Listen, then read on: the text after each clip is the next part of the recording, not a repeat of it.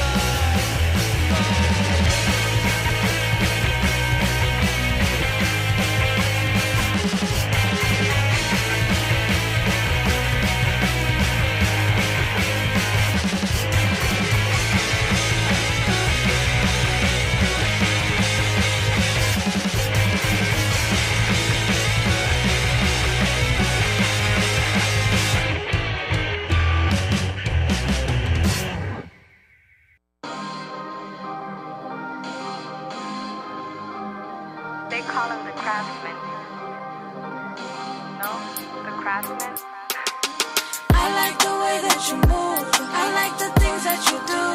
Acércate a mí. Putting me in the mood. Trying to go there with you. Acércate a mí. I like the way that you move. I like the things that you do. Acércate a mí. Putting me in the mood. Trying to go there with you. Acércate a mí. Baby, baby, you see what you do to me. You know I like it. I cannot fight it.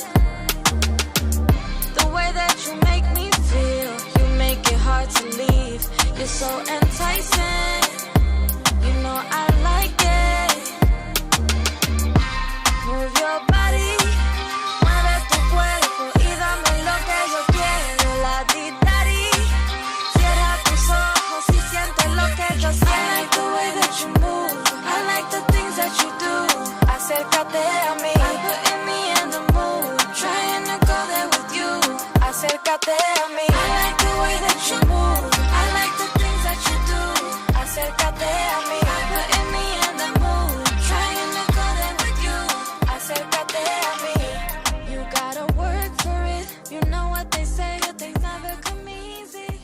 Then you can Hey guys, we're in a much different setup today. I'm gonna scoot over a little bit, as you can see, and that's because today's episode is gonna be short and it's gonna be pretty laid back and chill. So I figured that we would be on the couch today. I just got back from Nashville, Tennessee, and that's pretty much what we're gonna talk about. We're gonna be talking about the Music Business Association and the 2023 Music Biz Conference. That's where I was for the past week, and I think it's a good thing for us to kind of debrief on and talk about, okay, what are these industry professionals and companies talking about, thinking about, caring about, and, you know, as independent musicians and in this local sphere, what can we do to, you know, make sure that we're matching what we want to do, if that makes sense, right? Other than that, I'm going to be giving you guys some updates. Today is Miss Gianna Sai's Pretty and Paid event, so I need to hightail my booty out of here, get over there and make sure that I can help in whatever ways possible. I'm going to be judging the fashion show, little competition, so I'm super excited about that. We'll talk about her and all of that kind of stuff later, but let's just get right into the content. Like I said, for the past week, I was in Nashville, Tennessee for the Music Biz 2023 conference, which is a 5-day long, or actually 5 days for me because I worked the event. I wasn't just an attendee, but 4-day long conference that touches all of the different spheres of the industry that is put on by the Music Business Association, which is a non-for-profit organization based out of Nashville, Tennessee, that is here to educate, empower, uplift, and give space to all levels of music industry professionals and students as well. So I had the blessing of, you know, being at Full Sail University, you're automatically a member of the Music Business Association. So if you happen to be a Full Sail student, definitely go to the Music Business Association website and make sure that you're a member and you take advantage and do some research on what you're able to do there. I know there's a bunch of other colleges that are also affiliated with the organization that have the same type of situation.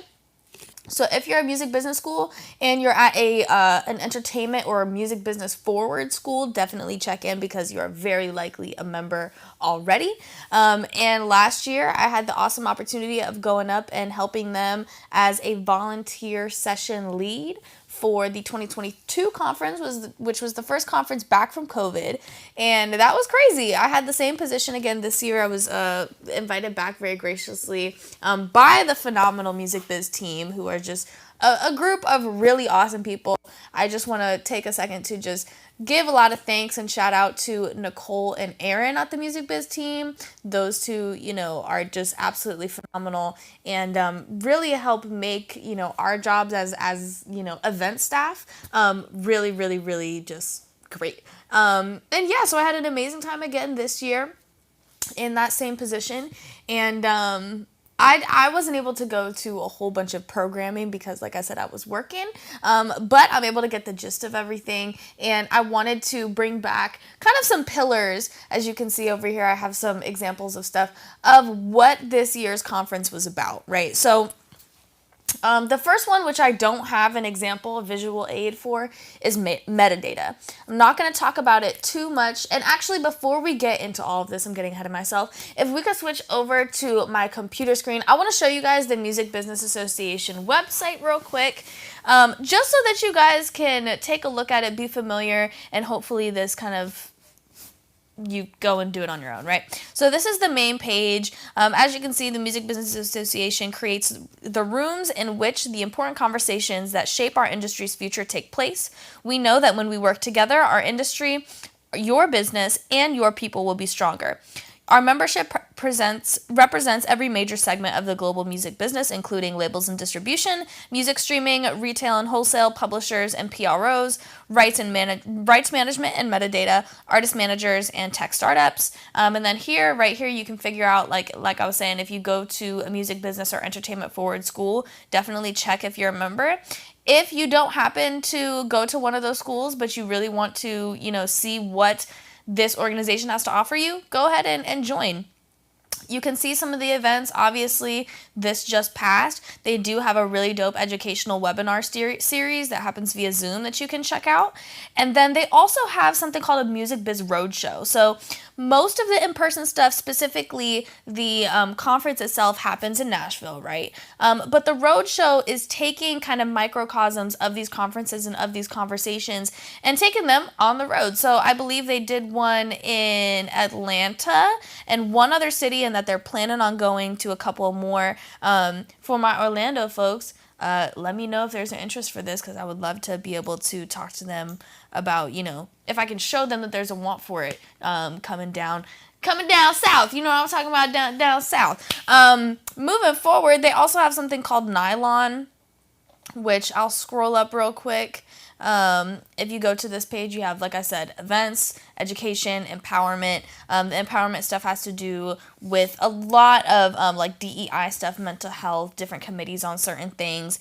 Obviously, that education part, this is where you'll find more information about like Next Gen University, especially, and things like that for those of you in college. And then this events section, like I said, Nylon is a more exclusive, I guess you could say, industry event. This takes place in New York. And then I wanted to show you guys a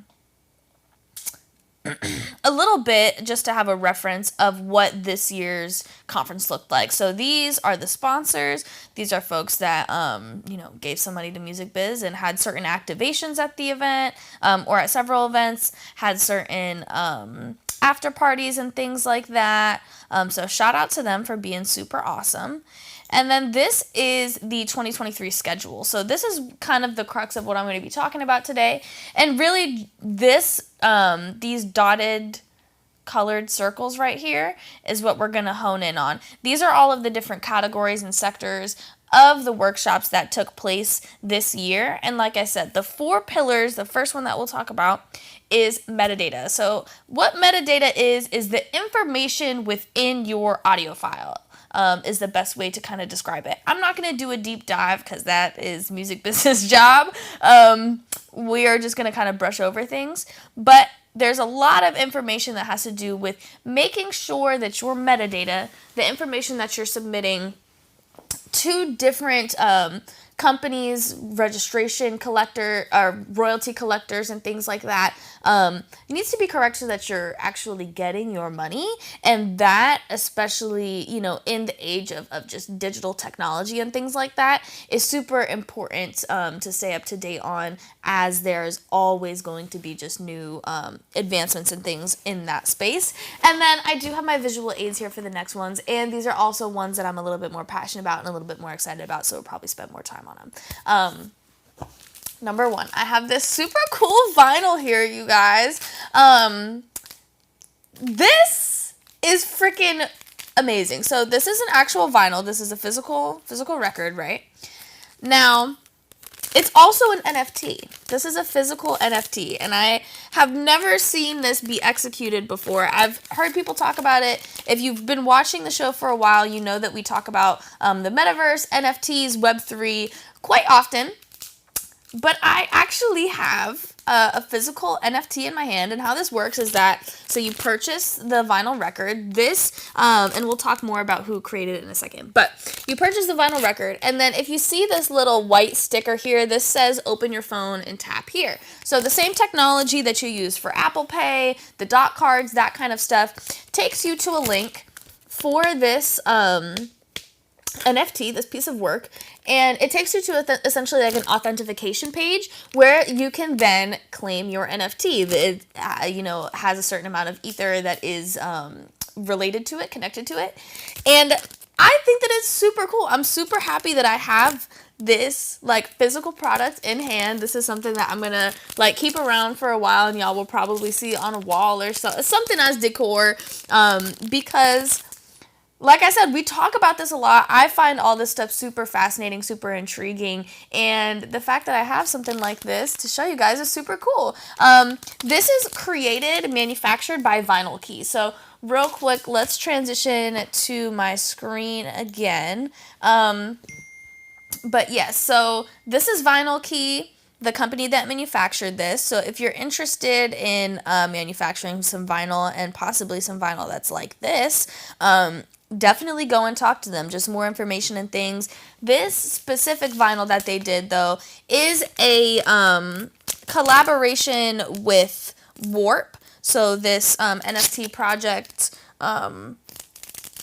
they did something really freaking cool with it. So it's possible. Things are moving forward, and this is just one of the, great examples. Web3 and AI and the metaverse, and AI specifically was the biggest thing on people's minds and biggest conversation talking point of this year's Music Biz when it comes to Web3 and things like that. But as it's crazy because when we talked about this on the last episode, what did I tell y'all? I was like, listen, we don't really need to worry too much about virtual reality and the metaverse and NFTs too much. We need to worry about AI. I go to this conference and what happens? Nobody gives two shits about NFTs. Like, we're talking about it is what it is, but the conversation that has urgency attached to it was all surrounding AI. And I was super excited because I was able to go to the UMG Human Artistry Campaign Mixer, which was a bunch of fun and able to have some cool conversation about that. But yeah, so metaverse and AI. And also, go check this out. And like I said, if you want something like this and it fits in your audience, there's resources for it. So the next thing that we're going to talk about, I have to pull my girl from the corner. My girl, Ice Spice. Now, she was not the biggest topic of conversation. What she represents, though, for me, in this visual aid kind of situation, is TikTok and trends. That was a huge thing for people. Sorry, that is, wow, got to turn my ringer. But, like I said, TikTok and trends and figuring out how to bottle virality, and that's not necessarily the best way to put it. Rather, how to drift away from figuring out how to bottle virality and how to maintain the viewership and the benefit that comes when you're building traction online and when you're able to get something like a viral video going. Like I said, big thing on people's minds, and also just short form content in general was a huge topic of conversation. How do we effectively produce this content and be as productive as possible with it? How do we show our artists the benefit of them and the benefit of short form content and get them inspired to be creating this kind of stuff? And then also a lot of conversation that had to do with rights management and how things are going to change moving forward because of licensing music to things like TikTok and Instagram Reels, YouTube Shorts, the list goes on, right? So that was another big conversation this week. And then finally, I'm going to pull out these two things, is DEI. So if you don't know what DEI stands for Diversity, Equity, and Inclusion. And what I have here are two reports from the Black Music Action Coalition. One of them specifically has to do with Nashville, I believe.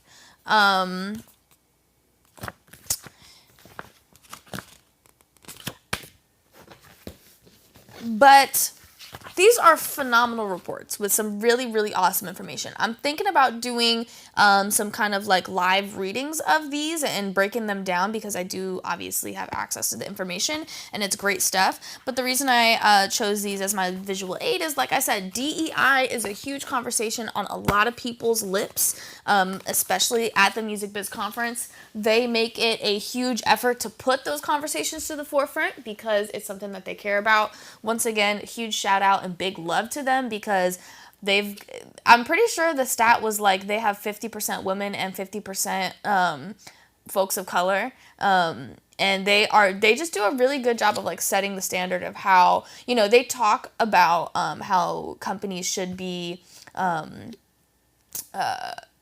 how they should be structured and how they should be in practice when it comes to DEI, but things like that and also being able to watch them work show that like they are really about their shit. And another kind of testament to that is, like I said, they make sure that DEI conversations, events, mixers, and things like that are on the forefront and that they're given, resources and space, truly.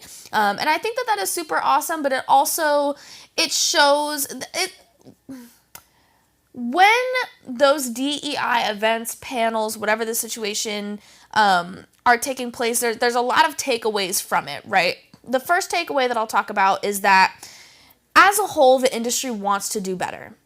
I think, of course, young people want to do better, whether that's what's Gen Alpha, Gen Z, Millennials, and a lot of Gen Xers want the industry to be better. They have a lot of personal values that align with DEI structures when it comes to just, making sure that women and people of color and people of different sexual orientations and gender, identities are paid fairly, treated fairly at work. A lot of us want these things. So these conversations are moving forward. But of course, it's a hop, skip, and a jump from reality. And when you're in these rooms, a lot of the times the resounding theme, and I actually made a comment about this in Janisha Jones' Women of Color Mixer event. It can be frustrating when you're going to all these events and you're getting this information that you already know because it's your lived experience. So it's a bunch of, black and brown women in this room being told, a lot of you guys don't have kids. A lot of you guys sacrifice your family for, for your career. A lot of you guys are extremely overqualified and overeducated for the positions you're in. A lot of you guys ventured out and started your own businesses for those reasons. A lot of you guys are still struggling, even though you're the smartest in the room half the time. So like, getting, we know, we we understand, and it can be frustrating, being the only ones in that room when the conversation, it's for us, but it's not really for us. Like so that can be a resounding theme with a lot of the DEI content, that even though it's there and the space is there, not always the right people are walking into the rooms, because the right people aren't always going to be interested in going in there, and it's definitely an interesting, being in these spaces of industry conferences and stuff like that is, it's weird. It's weird, especially jumping, I got into it very young, and jumping from, knowing nothing, being in high school, then going into college and learning a lot, and then being kind of thrusted into an environment like that. If you've never been in the space before, it's weird. People are weird, and you kind of feel like you have to mold yourself. But the biggest advice that I can give you, and I can say this with 100% like unequivocal doubt now that, I've gone through the ringer with these kind of conventions and events a couple of times.